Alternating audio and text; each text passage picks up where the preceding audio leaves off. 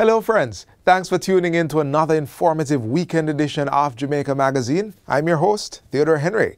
In today's show, we'll see what help is there for children with learning disabilities, plus efforts to protect and preserve biodiversity and more. Sit back and relax for these and more interesting features right after this important message.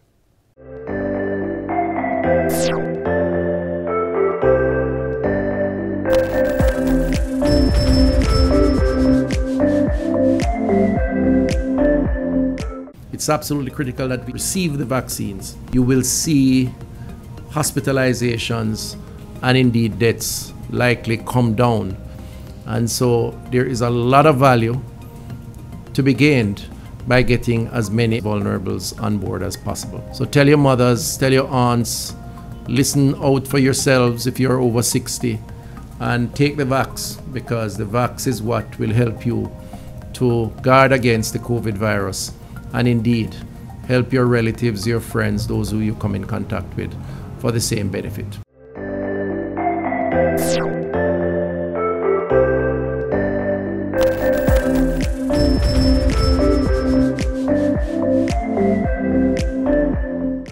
Children who have become disabled by a type of muscle stiffness known as spasticity are able to receive treatment that may restore normality or significantly improve their quality of life. Follow us now on this next journey to explore the life-changing possibilities.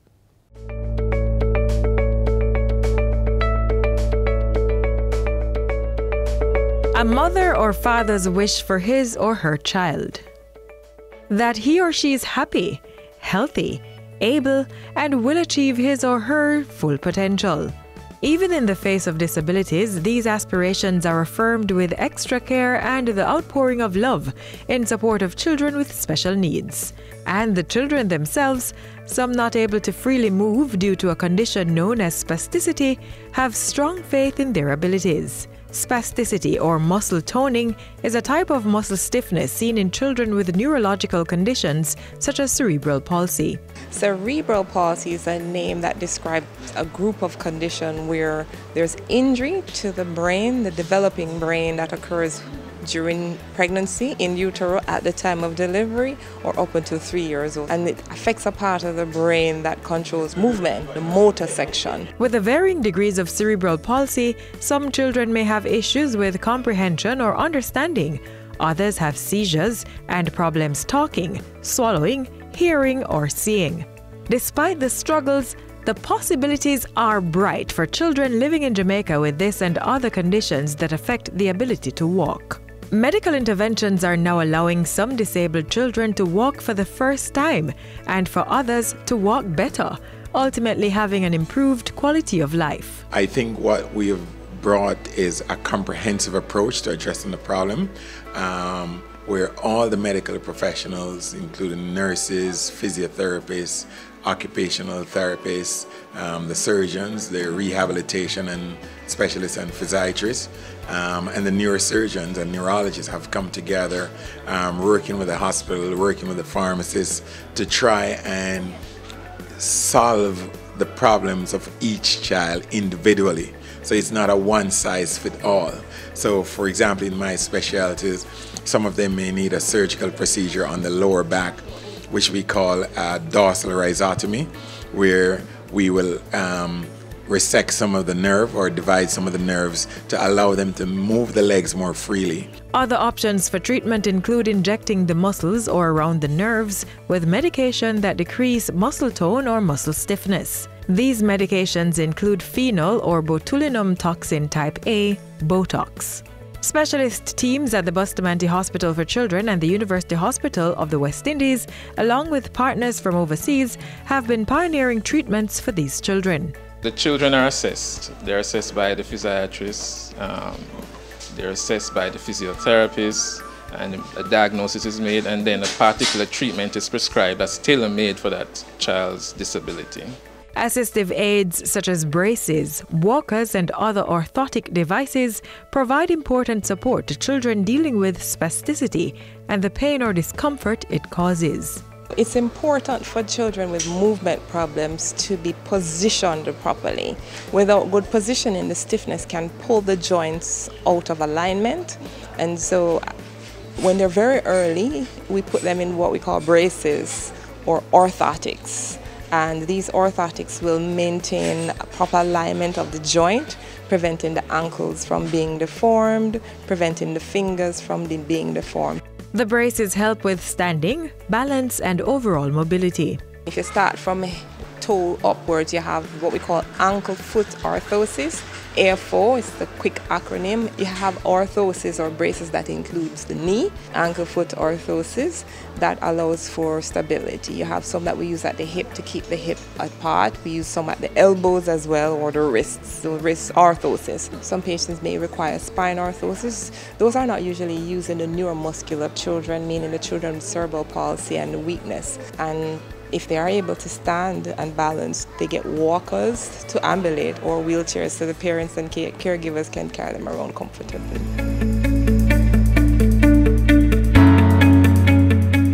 There are several risk factors for cerebral palsy. The risk factors include poor antenatal care. It also includes children that are born very young, premature delivery, less than 28 weeks, because the brain is very delicate, and any changes in oxygenation can affect the brain. Low birth weight as well, when children are born very low. Different types of infections can cause it. And even after delivery, there's the risk from head injury and infections such as meningitis and jaundice, among other things. Doctors say the risk of developing cerebral palsy can be minimized. Parents need to know that you must have proper antenatal care, proper enough to take the pregnancy to full term, to 40 weeks, so the child's brain and body and blood vessels can develop properly. In addition to that, good health care condition for the mother, and delivery, safe delivery is always important, and postnatally, meaning after they're delivered, is to ensure that the children are healthy, they get their vaccinations, they're not exposed to any infection, there's no trauma to the brain, environment is safe, so you don't have exposure to chemicals that can also cause it, or to accidents or near drowning and stuff like that. Children's exposure to toxic chemicals such as paints with lead in them, herbicides, pesticides, or household chemicals with pungent odors, either ingested or inhaled, can cause brain damage and must be avoided. Our best option for good health is always prevention, but that aside, effective curative measures offer hope and great joy. We do have children walking who weren't able to walk before. We do have children sitting who couldn't sit before. I had a patient once where the legs were crossed, scissored we call it, where the legs were scissored at the hips, and the mother wasn't able to clean her properly or carry her. So when she used to carry her in the front. So we injected between the legs, and she came out, she was very happy. I'm like, why are you so happy? She's like, me can lap her now. I said, what do you mean by that? Because we injected between the legs, she could open the legs, so she could now carry her on the side, one foot in the front, one in the back, and a bag. We hear of another story from Aunt Avia, who cares for her nephew Emilio. His name is Emilio Morris. He's 12 years old.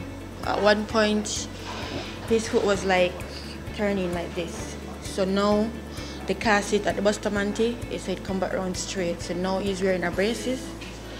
At one point he used to creep, but now he doesn't creep. At one point his knee was very tight, but now it's not so tight. Things kind of better now, being that him get the injection. He used to get fizzy. They want him to stand up in the brace.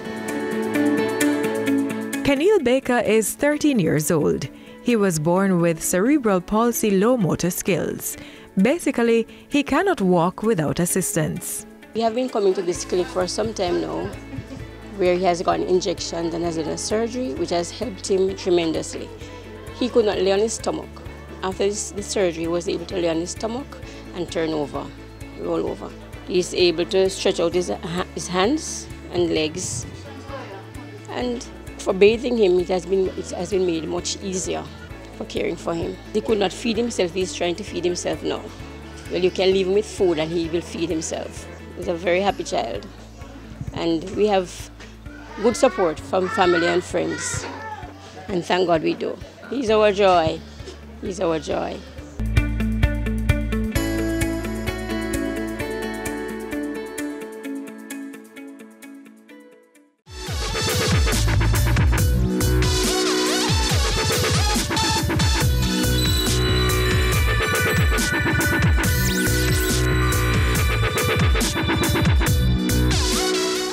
The notion that every child can learn and every child must should be fixed in the minds of us all. Never forget also that this is equally true for children with learning disabilities. Let's review one avenue through which professional assistance is being provided to help these children realize their potential. The Micro University College Child Assessment and Research in Education Center, a feat made possible by several major players, with renowned educator Professor Errol Miller leading the team, opened its doors in 1981 and over the years has grown to become the first point of contact in the diagnosis, evaluation and treatment of children with special needs in Jamaica.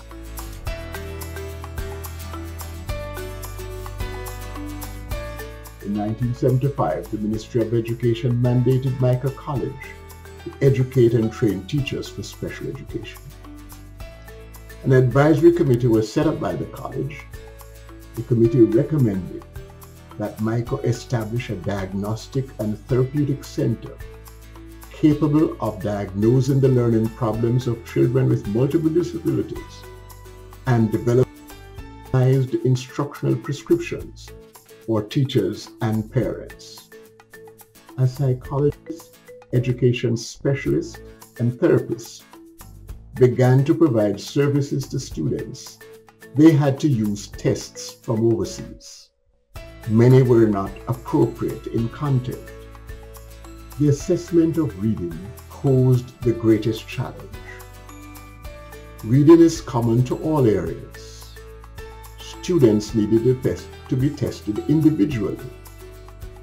The content of reading tests had to reflect the physical and social environments, as well as the lived experience of children.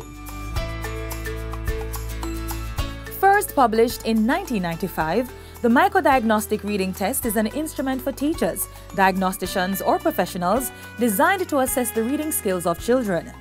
Assessment results from this instrument is further used to design educational plans to meet the individual learning needs of the child. As societies change, more is learned from research and experience gained from practice. Instruments have to be updated, upgraded, and refined.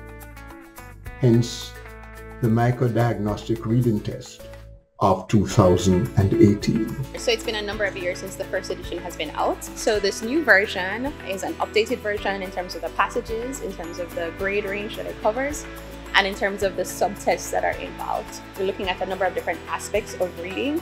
We're looking at a child's ability to distinguish sound in the words that they hear. We're looking at their decoding ability, their knowledge of sight words, reading fluency, and their understanding of what they're reading. One of the benefits of this new version, because we're looking at a number of different areas of reading, is that we can be much more targeted in the recommendations that we're creating for teachers and parents. So instead of just saying a child has a reading deficit, we can say maybe they need to learn more sight words, maybe they need to learn, pick up their fluency, maybe they need to target comprehension. So we can focus on the specific area of reading that they're having difficulty with instead of just saying they have a reading concern. It's administered individually. There are 3 components. There's a sight word, non-words, and reading comprehension. It takes about roughly an hour to an hour and a half, depending on the level at which the child is at. It varies because most of the children already come with reading problems. They are also aware that they have reading problems. So some are nervous, some have anxiety issues. So it's where I come into play, where I have to do some form of encouragement, let them know that the reason why they're doing this test, for me to know their strengths and their weaknesses so that I can help them moving forward. So after the test is completed, I go through and I score. So the test will now tell me the level at which the child is reading. So that also lets me prepare work packets, activities, worksheets, etc. for their level for their specific reading need. It helped me to read and tell story and answer a lot of questions. The MDRT is currently used in a number of countries across the region. It's used in a number of classrooms. We have a number of teachers who come through to be trained on it so that they can pick up the reading challenges that they have in the classroom. So we expect that this new version will all similarly be used across the region. The new Microdiagnostic Reading Test 2nd edition is now available. Contact the Microcare Center to register for one of our workshops at 876-929-7720-2 or by email at care_center@cwjamaica.com.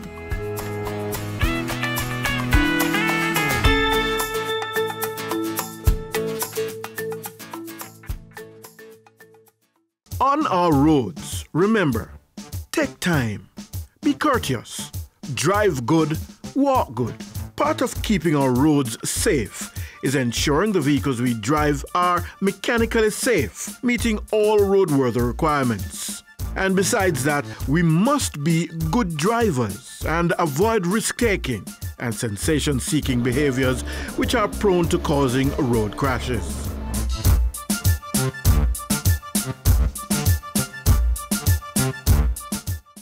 Jamaica has made significant strides in the use of geographic information systems as a function of our day-to-day life. The state has been making use of this technology to support governance and development. Keep watching to learn more. It's all around us. It influences how we work, learn, live, play, and plan for the future.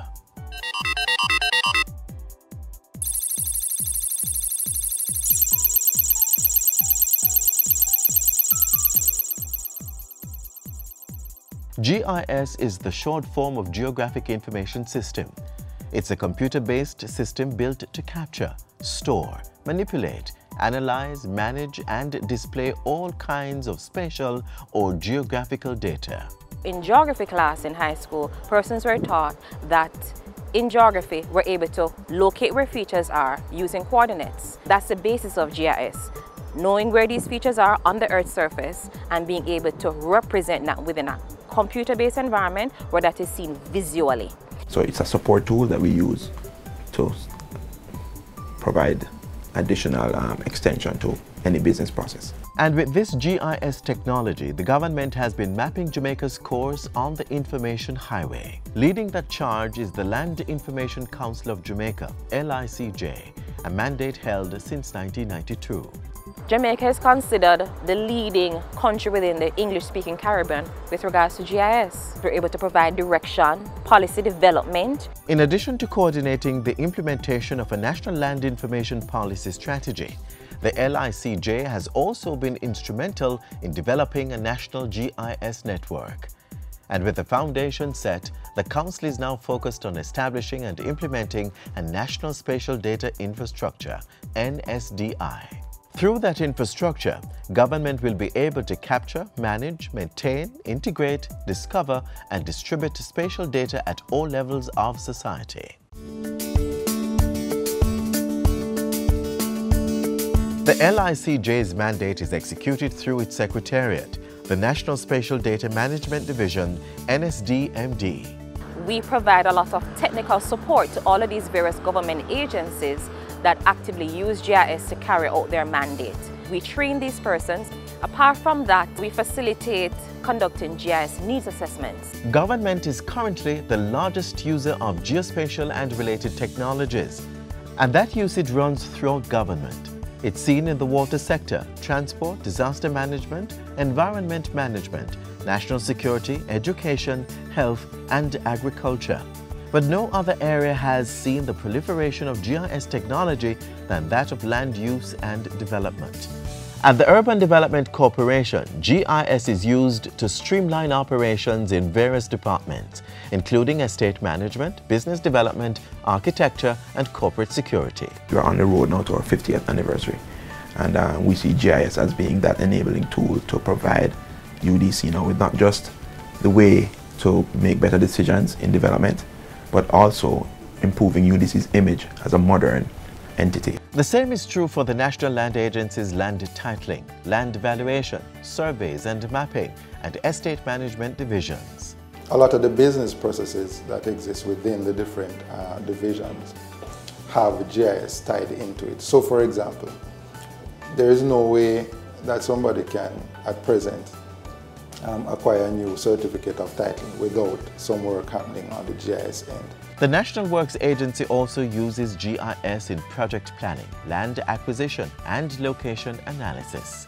Everything that we do has a spatial component to it, and it's hard to deny that GIS is going to play a role in all of that. Cost savings, greater efficiency, faster decision making, improved communication and better record keeping are all derived from the use of GIS. And the private sector also has been getting in on the technology.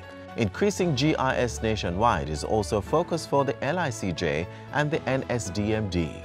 To facilitate this, the government has signed an enterprise license agreement with the Environmental Research Institute. That agreement has been a game changer.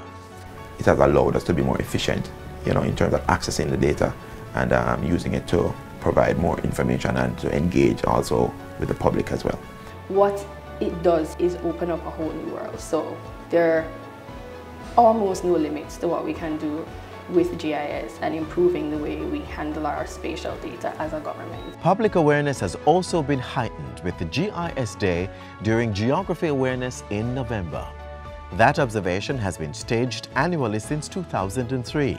In 2017, with the LICJ celebrating 25 years groundbreaking work, there will be a 2-day GIS user conference in October.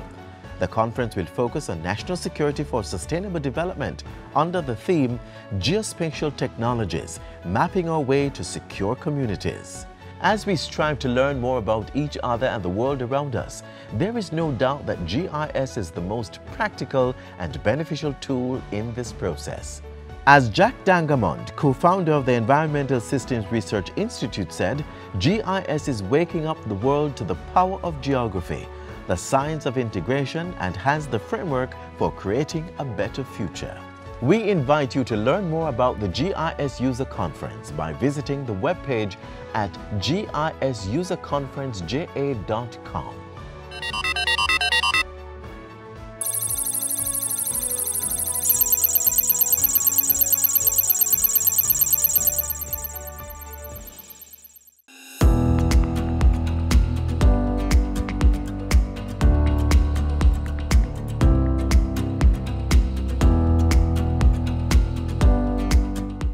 The protection and preservation of the country's biodiversity, that is our plants and our animal species, is important to sustainable development.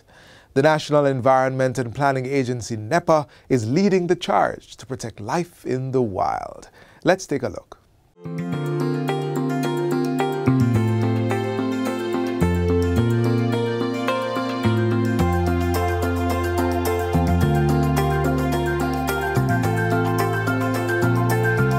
There are increasing threats to Jamaica's biological resources, like our plants or animals, due to events like habitat degradation or pollution. And globally, cycles like animal poaching to fuel a thriving fashion industry continues to hover over the idea of sustainable life in the wild. While Jamaica and the rest of the world's ecological challenges of today need innovative solutions, understanding our wildlife, what to protect, the need to protect it, and those mobilized to protect it is one of the biggest starts. The overall goal for wildlife conservation is really to try and preserve a particular species in its natural environment. So the species that are protected, how do we determine those? Well, Jamaica, again, as an island, has a lot of unique species. So that's one of the first things we look at. What are the things that are unique to Jamaica? What are the things that are endemic? So we're looking at endemic species, not just animals, but also plants. And we are trying to see how we can ensure that we don't lose those species. There are also species whose numbers are very small. They're not necessarily endemic. Some of them are more widespread, but their species in Jamaica are very small, and they may have a higher threat of exploitation, for example. Persons are going to try and harvest them, and so we try to put some form of control onto the amount of harvest that is done. So in order to do that, we have to bring those species under the Wildlife Protection Act so we can better regulate these activities. So how do we necessarily choose which animals fall under the country's Wildlife Protection Act? Now, how do we choose these? Well, we look at what is native, what is endemic, and then we actually do surveys. We look at what the population numbers are like. We also signatory to several international treaties that actually tell us that certain species that we have on our island are actually endangered, critically endangered on a global scale. And so we have to play our part here in Jamaica to ensure that those species are not lost. And then there is the issue of domesticated animals, those that are dependent on humans, because over time they have become genetically adopted to live alongside us. But more and more persons are stepping into the wild for new breeds to domesticate. But disturbing that pattern can have implications. Domesticated animals are really animals that are very dependent on man and very used to habitualize to man. And so we talk about cats and dogs, some pigeons, for example, your rock pigeons, your everyday domestic pigeons. Those are domestic animals. Now, some of our wildlife persons would like to keep as pet. They are not domesticated animals. They are actually wild animals. Or parrots, for example. We have two endemic species of parrot, the yellow-billed parrot and the black-billed parrot, and persons would tend to want to keep those as pet. And they are actually protected because their population is low. First off, they're endemic. Their population is very low, and their population is also declining. And so we're trying to protect those species. From around August to somewhere in September, our bird shooting season is a welcome activity. But even these licensed activities, the National Environment and Planning Agency NEPA is regulating how we protect our endemic species in the wild. We have hunting season, that is something that is actually regulated. NEPA also declares what are known as game reserves. And game reserves are areas where we do not want any hunting activity to occur. Because annually we have annual game bird hunting season, and so we have game reserves to protect populations, especially breeding populations of these birds, so that they are not overexploited. So game reserves are areas where no one is allowed to hunt, and we actually created a law in such a way that all forest reserves that are managed by Forestry Department are actually, in effect, game reserves as well. So in that sense, NEPA does have a role in forest reserves in ensuring that no hunting occurs within forest reserves. So, next time you roam a rugged landscape or pass by the carpet of plants lining the roadways, the thick tangles of bushes, or observe the colony of birds or seemingly baleful mongoose, let's observe without disturbing those patterns of life.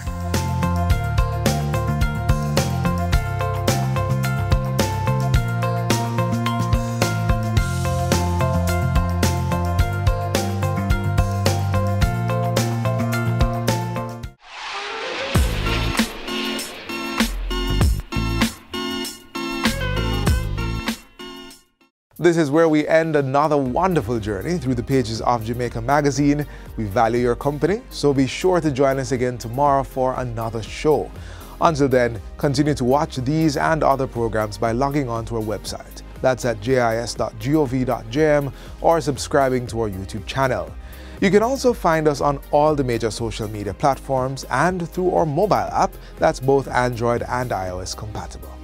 On behalf of the entire production team, I'm Theodore Henry, reminding you to follow the COVID-19 protocols and stay safe.